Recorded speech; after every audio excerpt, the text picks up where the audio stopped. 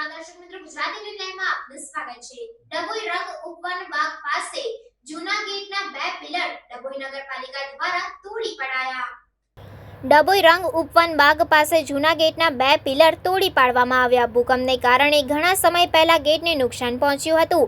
ડભોઈ નગરપાલિકા દ્વારા મુખ્ય માર્ગને નડતરરૂપ પિલર દૂર કરાયા। વાહન વ્યવહારમાં અડચણ ઊભી કરતા હોય તેવા બે પિલરોને પાલિકાએ રાતોરાત બુલડોઝર ચલાવીને તોડી પાડ્યા। નગરના એપીએમસી નજીક પ્રવેશ દ્વાર વર્ષો પૂર્વે બન્યો હતો। છેલ્લા ઘણા સમયથી ભૂકંપને કારણે એક પિલર તૂટી ગયો હોય ત્યારે સંપૂર્ણ જગ્યા ખાલી કરવામાં આવી હતી। ડભોઈ નગરપાલિકા પ્રમુખ સહિત કર્મચારીઓ આ સ્થળ ઉપર હાજર રહી જૂના ગેટના પિલરને તોડી પાડવામાં આવ્યા હતા।